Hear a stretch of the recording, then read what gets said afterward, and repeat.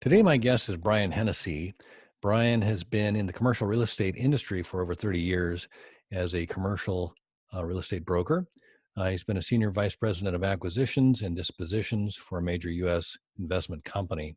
And he also ran his own real estate syndication management company. He's represented a number of Fortune 500 tenants, including Bank of America, the Walt Disney Company, and Baxter Healthcare. He's also an author, and he's written the number one seller, the Due Diligence Handbook for commercial real estate, and also has written the How to Add Value Handbook for commercial real estate as well. And in just a minute, we're going to speak with Brian about due diligence and commercial real estate. But first, a quick reminder, if you like the show, we would love to hear from you. You can like, share, and subscribe. And if you'd leave a comment, we would love to hear from you. Also, I want to remind you that if you'd like to see how handsome our guests are, be sure to check out our YouTube channel, and that's at Commercial Real Estate Pro Network.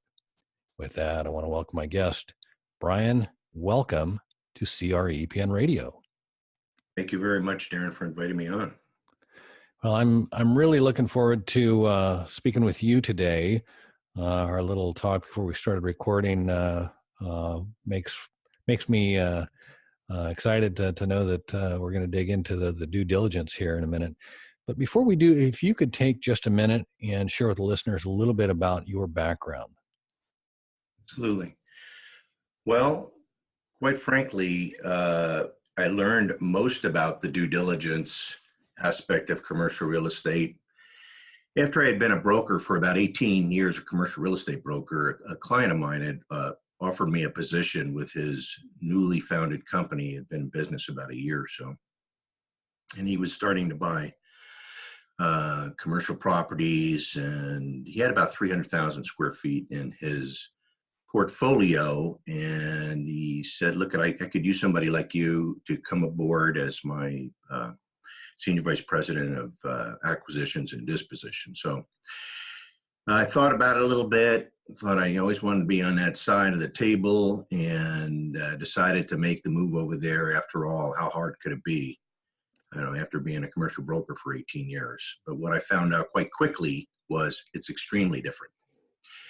And the first couple of transactions that we did were two large office properties in Dallas. We were buying from a Canadian investment firm. And the vice president, who I was dealing with, quickly surmised I was new at purchasing large office buildings and quickly took me to school. And it was an extremely stressful process with me, with all my legal pads in front of me, scrolling down who I was talking to, what questions I asked, who owed me what information.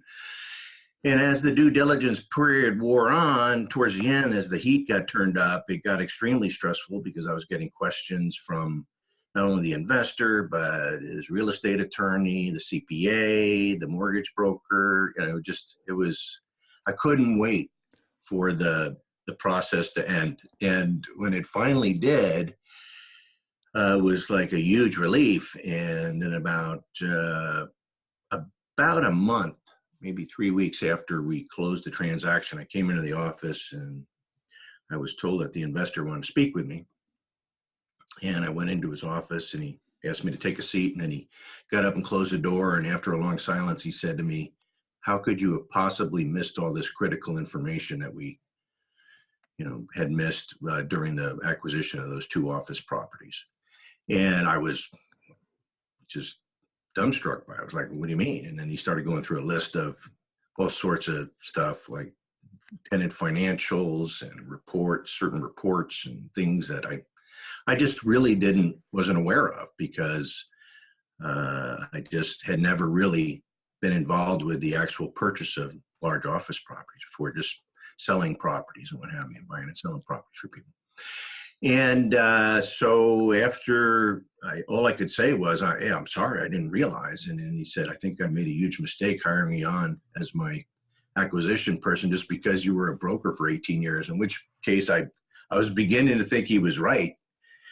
And that night when I went home, I was just, I couldn't sleep, toss and turn. How could I have missed all that information? What could I have done differently? And then when I went into the office the next day, I decided, you know what, I'm going to make myself a reference manual that's going to have all the questions to ask, the issues to review, the checklists. And I'm going to make sure that I don't have to reinvent the wheel each and every time that I go buy a piece of property. And I did this for, about 6 years. We bought a lot of property across the country and in different markets, over 9 million square feet. And we had a small little group that did it. And I was on a plane a lot, and I was only in all these different markets, learning all the different nuances and things you needed to know. So I was learning a lot of lessons. And every time I learned a new lesson, I'd put it into my reference manual. So at one point, I decided to get back into the brokerage in 2012, and really had been out of it for a while. I was like, well, how do I market myself? How do I differentiate myself? This is different than when I was in a while ago. So I decided to take my reference manual and turn it into a handbook for investors.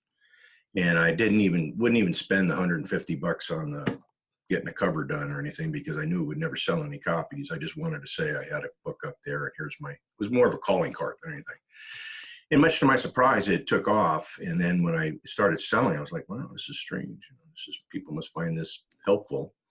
So I decided to spend the money to get the cover done and put it up and take it seriously. I got some testimonials and what have you, put it on and put it up, and it took off. And much to my surprise, it became a #1 bestseller on Amazon. And that was 5 years ago. And now it's still in the top books, which still blows my mind. But I think it's because people really aren't aware. They just don't know what they don't know, which I didn't know. And it ends up that it's really the crux of real estate investing, especially today. People say, well, why do you say that? And I say, well, look, all the low-hanging fruit's been picked. Okay, so you really need to scrutinize and know what you're doing when you're walking into these opportunities. Because first of all, if you don't properly do your due diligence, you're really leaving a lot of money on the table. And worse yet, your golden opportunity can turn to lead if you miss something. And it's really a matter of learning how to do it, because I tell people, once you learn how to do it properly, you're never again going to look at a real estate investment the same way. And I call it failure proofing yourself with real estate investing. That's you've said a whole lot there, and just I'm thinking that my listeners, especially those that are newer investors, and I'd say the majority of our listeners are either newer or looking to get into it, and just that notion of that there's so much to it, and how you have to be so you have to dive so deep to make certain you don't become the one that buys the mistake, kind of thing, that's huge. I'm curious. So when you started this process, I mean, I guess where I want to start from is from when you were the broker as opposed to the buyer. What were the items that as a broker that you would look at, and were you a listing broker or were you a buyer's broker? Sometimes a listing broker, sometimes a buyer's broker. Okay. So typically what most investors will do, and I would say most brokers would do as well, is you show up at the inspection, physical inspection. Actually, I'll tell you something, Darren. When I first got in the business, they told me as a broker, do not get involved with due diligence. You're going to open yourself up for potential litigation. Well, the exact opposite is true today. If you do not get involved with due diligence, you're opening yourself up for litigation. Why? Because, first of all, it's a much more litigious society, number one. Number two, there's a lot more attorneys than there ever were that are out to make a buck. And you got a big bullseye on your back if you're a broker or an agent, because there's case precedent against brokers. And also, most agents and brokers have errors and omissions insurance now. So it's just a matter of passing the hat around when you get into the court. And if the judge says to you, hey, were you going to be compensated on this transaction? Yes, Your Honor. Okay. Well, you should appoint it. If you didn't know, you should have appointed your client to an expert that did. So therefore, you're responsible. Okay. Yeah. And it's like, there's no, ignorance is not a defense. So I tell them, look, learn this stuff. Not only is it important to learn to protect yourself, but you're a huge asset and become a valuable team member to your client. When you learn how to do this properly, you actually end up teaching your client a lot of things. And once they see you looking out for their best interest like that, there's no way they want to use anybody else. Oh, exactly. I want to back up here just a second, though, because you kind of framed what the mindset of the broker community was about, participating in the due diligence was like, don't step in there. That's a black hole. You can create a bunch of legal, issues for yourself.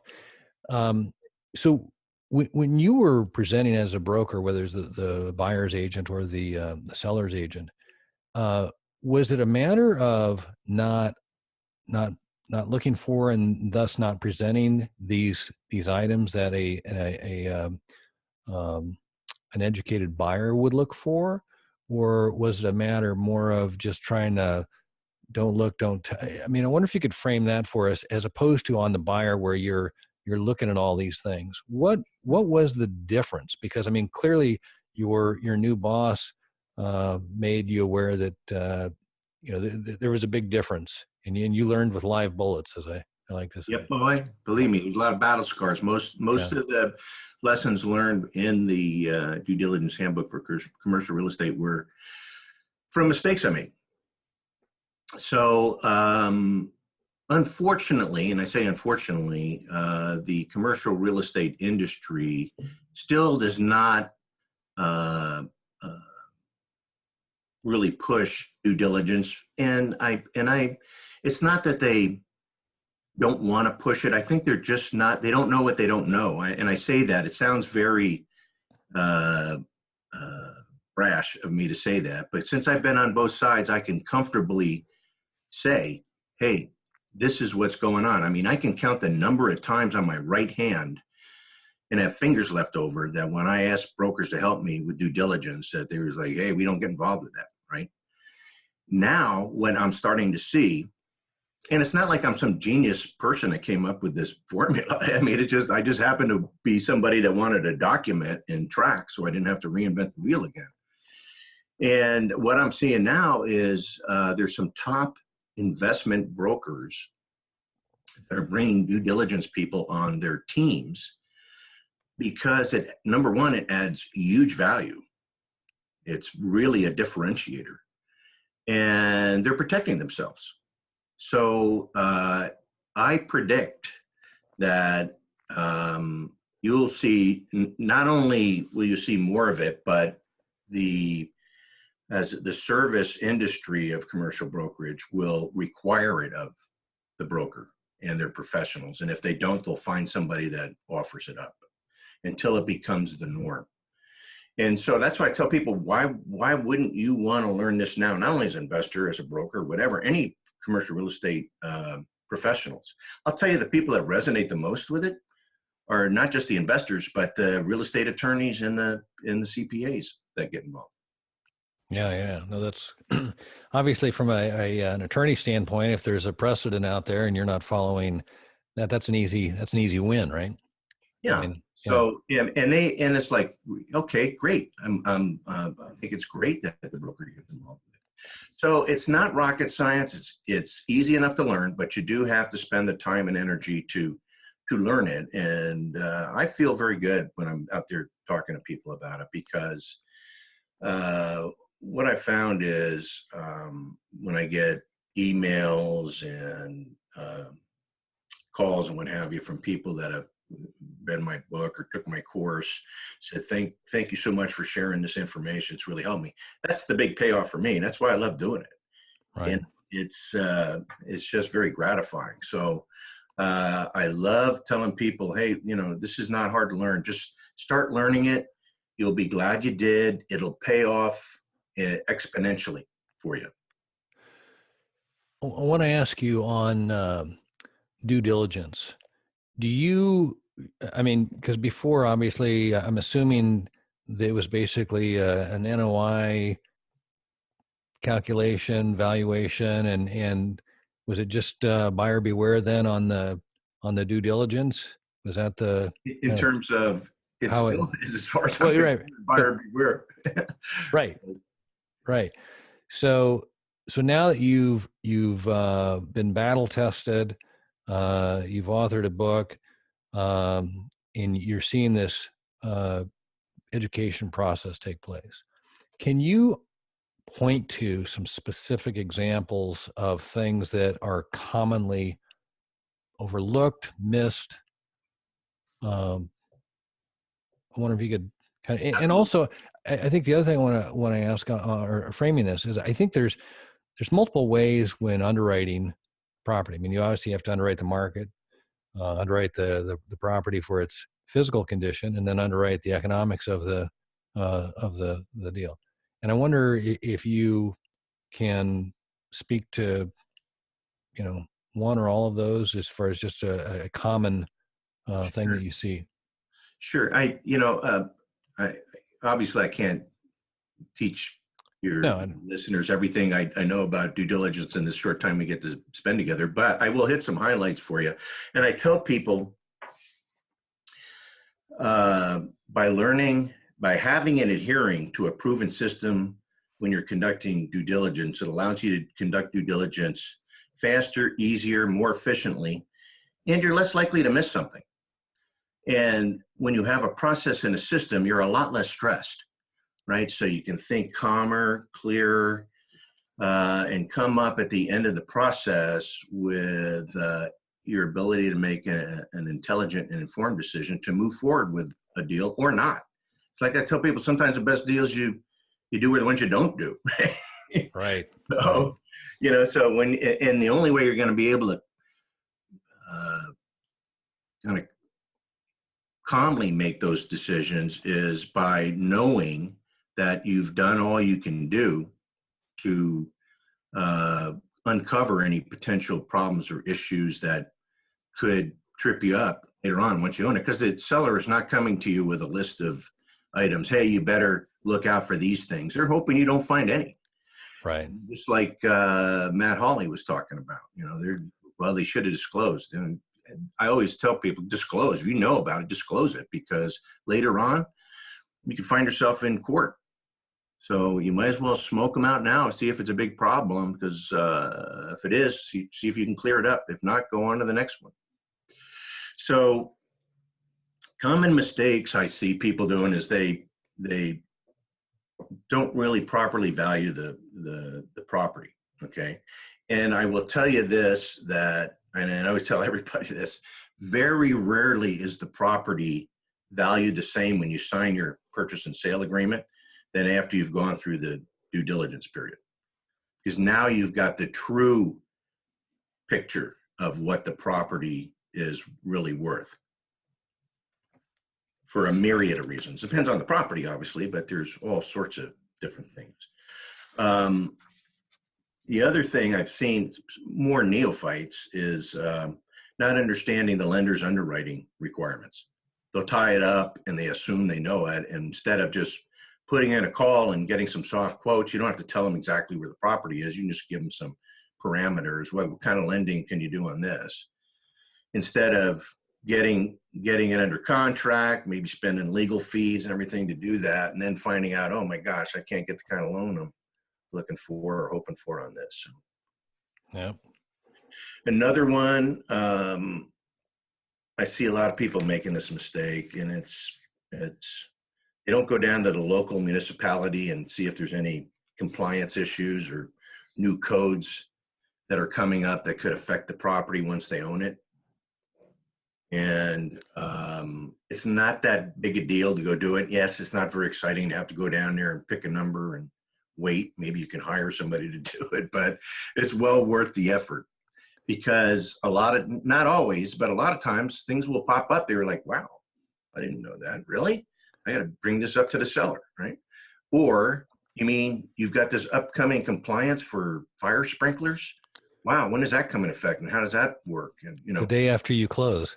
Yeah, right. Yeah. Yeah, that's an expensive lesson. So you want to be able to plug all this into your underwriting as you're going along, right? Through your due diligence. The other thing is, and it depends on what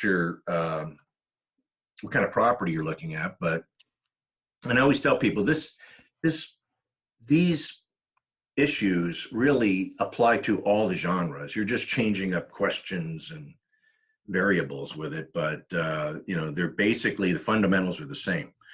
But assuming that there's no issues with the existing tenant leases, and when you're buying a leased investment, you're basically buying the leases primarily.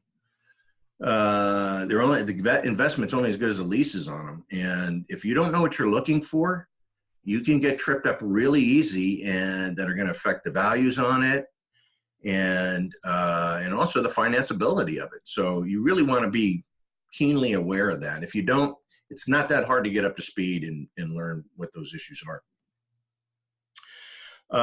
The other thing is, depending upon the size of the property, you can't assume that the lender is going to accept any third-party reports.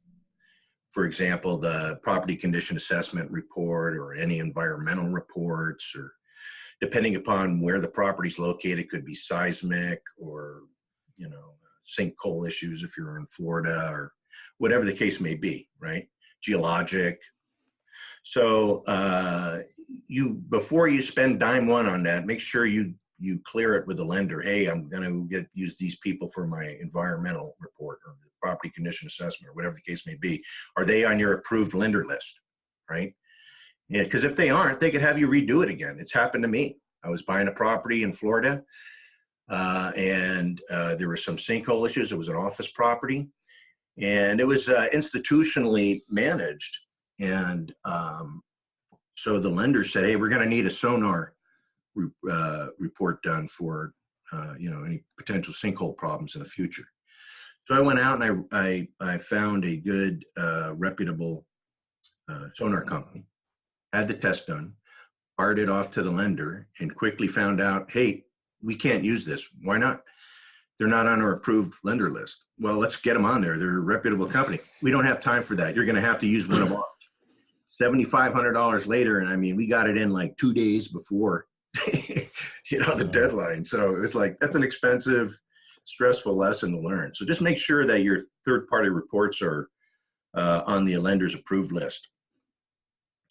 And we talked a little bit about this before, but trusting that, the seller and all their representatives have disclosed all the material issues there.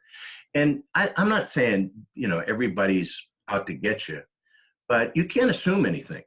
You have to do your own homework. They're not looking for problems to tell you about. Trust me, they're hoping you don't find any and they get the deal done.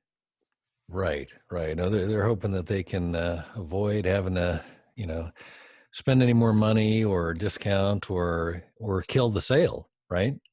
Absolutely.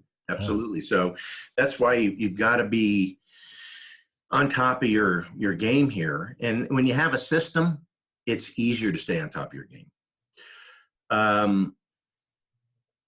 Expecting the closing statement to be without issues. That's where a lot of investors leave a bunch of money on the table. They're and I understand why. They're usually not doing this as a full-time job. They're doing it as a side thing that they're doing, right? Investments in addition to what they do full-time. And they have to go through the due diligence period. They have to review all the physical, mechanical, financial stuff, apply for a loan, go through the appraisal. I mean, by the time they get to the closing statement, they just want it to be over with. Right. And then, so they get this preliminary closing statement. And it's like, oh, gee, I didn't know that was going to cost me that much. All right. And now the seller's expecting a credit for this much. All right, I better have that ready. And, and it's like, wait a minute, time to stop, take a breather, tap the brakes, and start scrutinizing the closing statement. What I do is, before I get the closing statement, I'm going to go through all of my emails. That's the other thing you want to do, is go put everything via email, whether they talk to them on a phone or not, so you can see who owes you what and what you haven't gotten backup or substantiation on yet. And then you're going to go back and say, wait a minute, what's this, $27,000 tenant improvement credit to the seller? What's that about?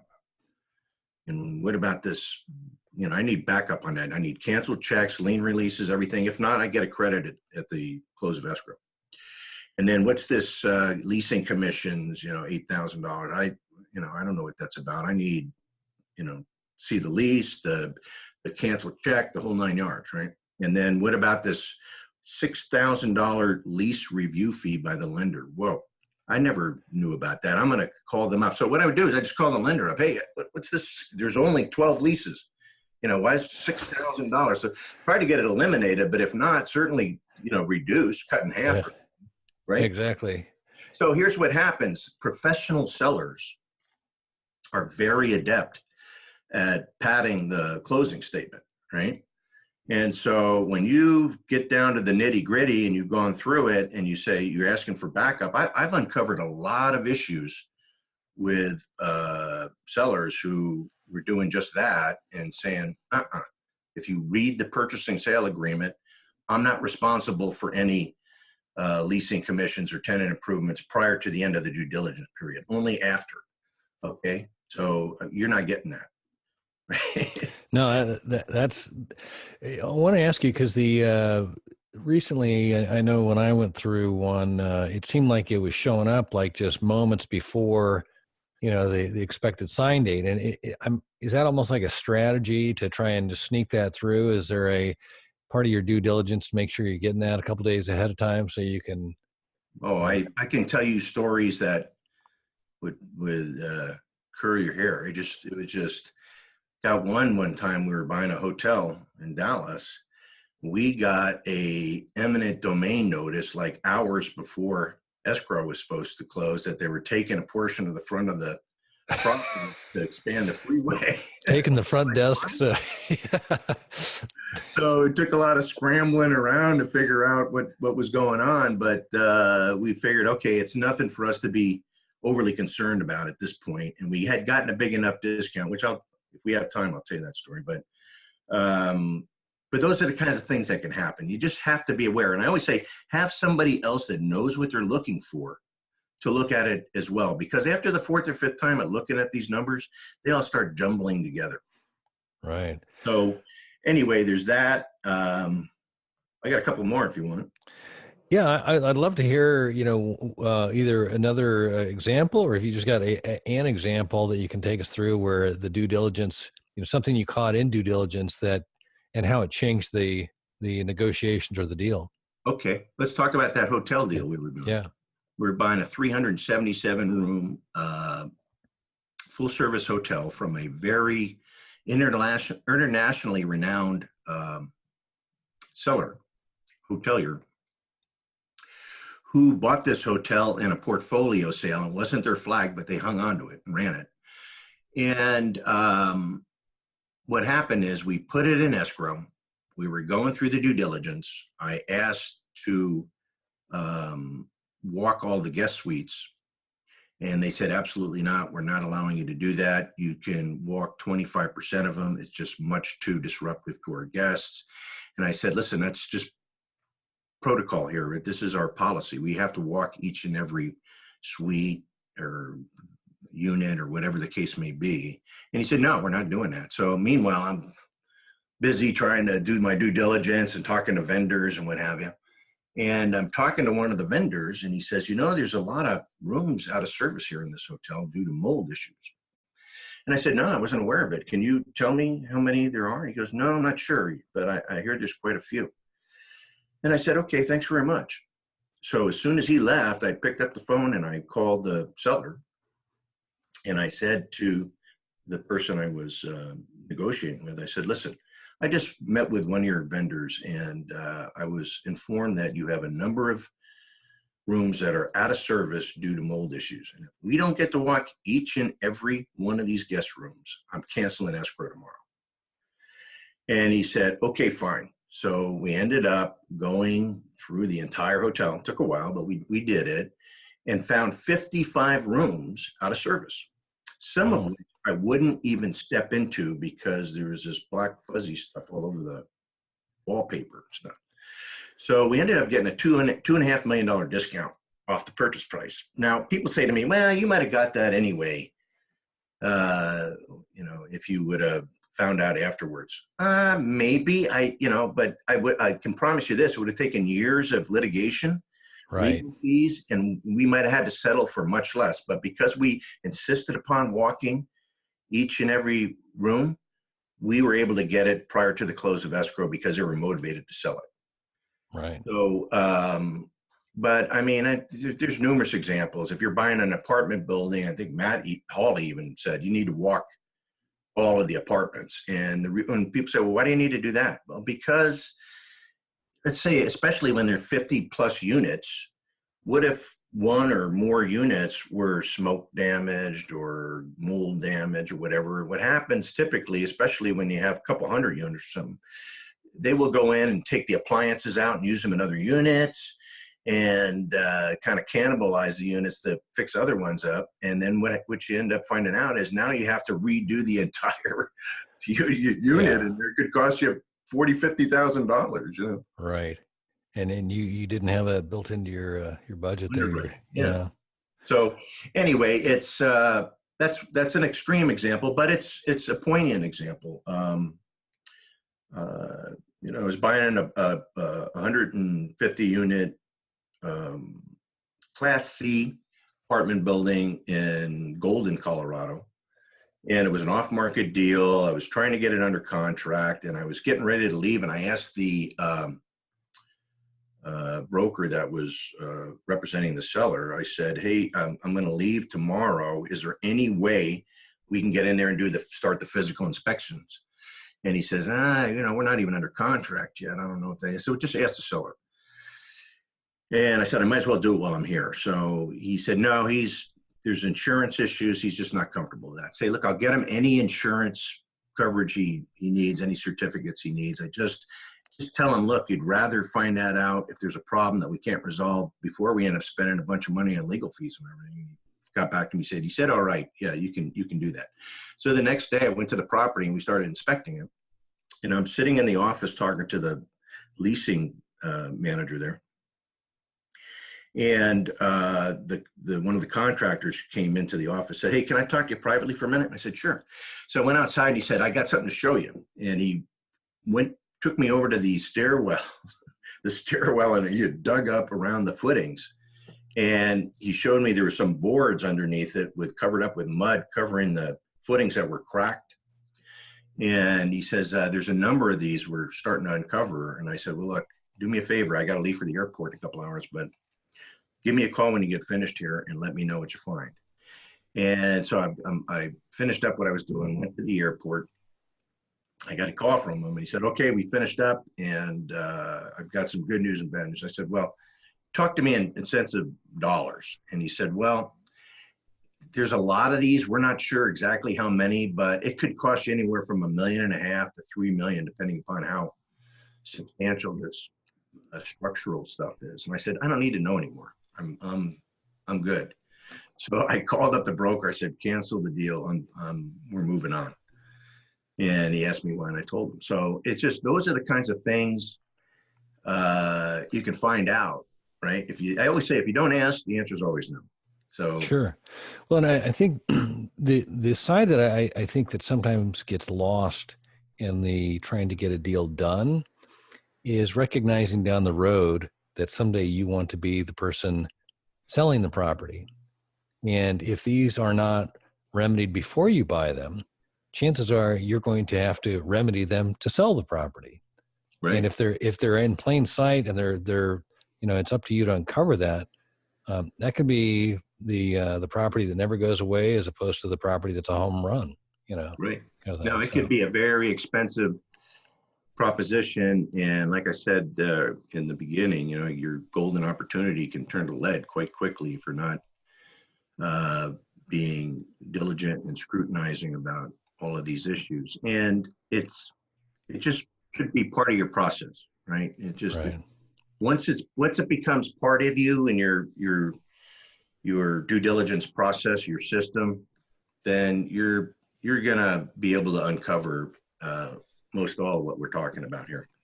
No. The other thing I'll bring up to you is not spending time at the property.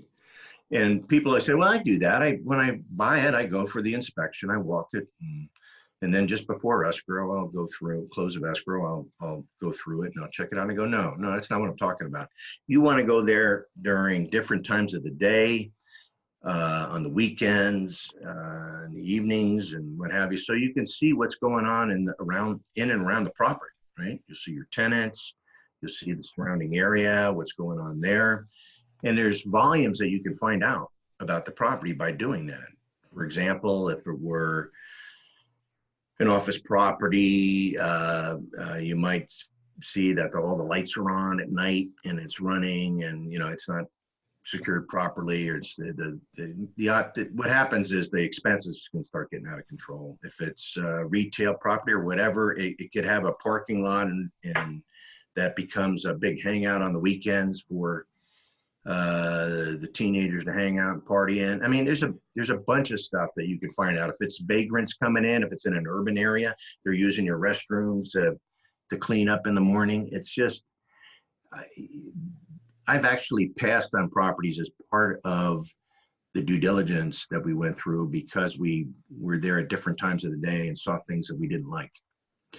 So it's really important that you make that part of your process. No, I have totally, taken lots of notes on everything you've been talking about, because I think that a lot of times when I talk with people about due diligence, it's about numbers that are missing, or like when I spoke with Matt about the physical condition.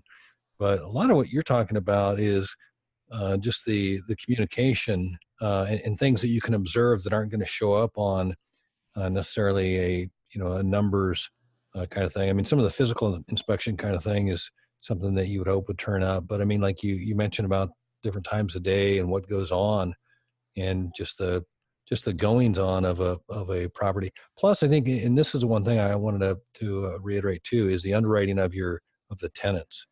It sounds like a lot of time you were dealing more in office space, where you'd want to know the creditworthiness of your tenant and their ability to continue to pay rent and honor their lease. But even with multifamily, I think people get caught up, and maybe they didn't underwrite the median income for the area.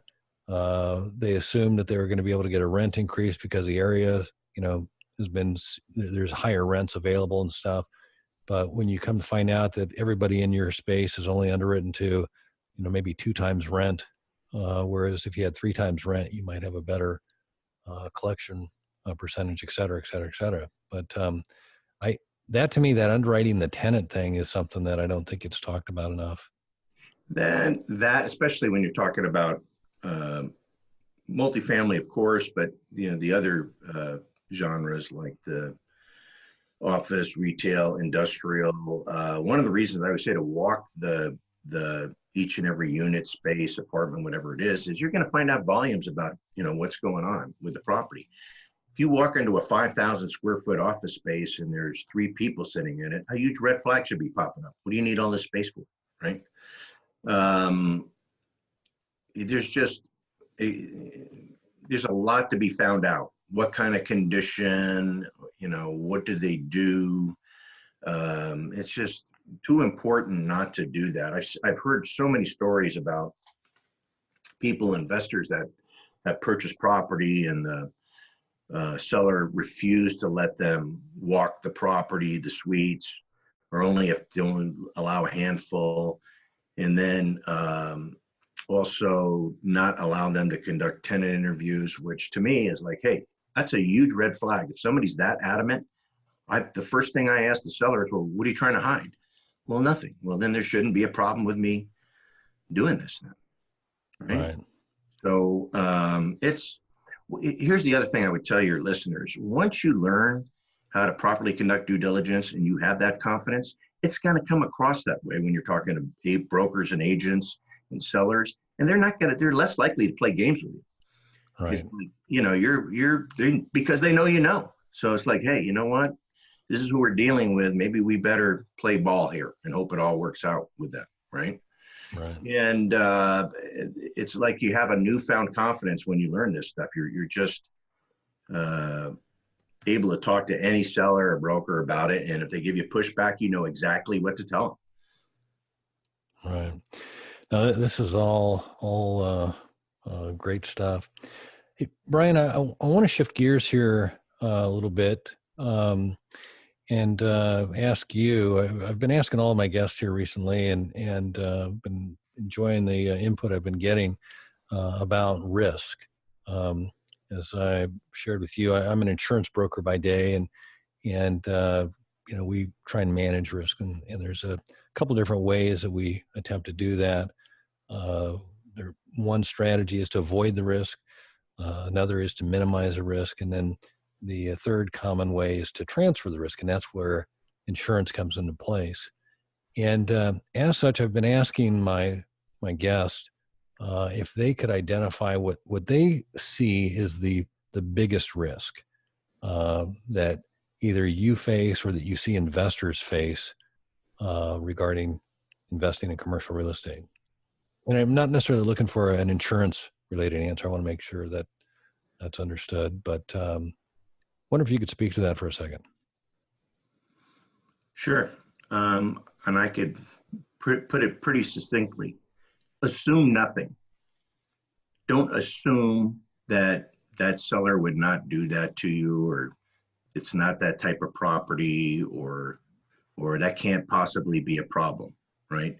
If you assume anything, you have to assume there are multiple problems that are waiting to be discovered that you don't know about yet. Because you could give me a brand new property and I will find some issues. May not be a lot, but I'll find some issues. So that's what the crux of learning how to do the deep dive due diligence will do for you. It'll minimize that risk. So when it comes time for your earnest money deposit to go non-refundable, you're comfortable with that decision. No, that's great. And I mean, it's so true too. The if you don't know, you're potentially buying the problem, right? I mean, that's what you're doing. And that's really what we're talking about here. People don't know what they don't know, just like I didn't know what I didn't know. And once you do know, though, it's like putting on a whole other set of glasses with it. Right. That's great. Brian, where can the listeners go if they'd like to learn more or connect with you? You can go to my website, which is impactcoachingsystems.com. That's with systems with an S. And I have a lot of really great resources there that are free to the people that want to get them, to help you learn more about how to best use these forms and what have you in your commercial real estate investing. And I also have a course out that I'll tell you more about. But before I do that, I'd love to offer your listeners a copy of my 14-page comprehensive due diligence checklist for real estate investments that I found it to be the best that I've been able to find out there. It has more things to check than most people will need, but you pick and choose whatever situation, if you're doing development, if you're doing an investment or whatever, it's all there. and they can all get a copy of it if they just go on their phone and they go to messaging and text at the top, put it to line 444999. That's 444999. And then in the message section, put in CRE for commercial real estate, CRE. And what'll happen is when you text that, you're going to get a return message that asks you to put in your name and your email address, and then it's going to send you a download for that due diligence checklist. And I tell people that's a great first step in making sure you're covering your bases. Obviously, you need to learn the other fundamentals to it, but with that and the other, learning the process, you're miles ahead of the majority of investors out there. No, that's awesome. I appreciate you making that available. Also want to ask you, before we started recording, you'd mentioned there's another book. I talked about the two, but I think, is there not a newer book that you've... I just came out with my third book, The Residential Agent's Handbook for Commercial Real Estate. And the reason I put that one out is when I go to do talks, I have so many residential agents out there wanting to learn commercial real estate. And it's probably the biggest trend I've seen in all the years I've been doing it. I'd say the last decade, we've seen more residential agents getting involved with commercial transactions. And I think that's because of a number of reasons. The internet had made it really easy for them to put on listings right next to the commercial real estate brokers listings on LoopNet or CREPN or any of these other ones that are out there. And there's a lot more resources out there for them to tap into to learn about the business. And they already have there's a lot of companies like RE/MAX, Keller Williams, and Coldwell Banker, Berkshire Hathaway. They have commercial agents sitting in amongst the residential agents there. So, they have exposure to it already. So I wanted to give them the ability to not only have a foundational understanding, but also give them more resources and what have you to use to become more adept at it, because they're not doing their client a service if they don't know what they're doing and they're getting involved with it. They can get themselves and the clients in trouble. The other thing I'd love to bring up is my deep dive due diligence video course that I have. It has 16 modules in it, and I teach investors how to do the deep dive due diligence when they're buying commercial properties.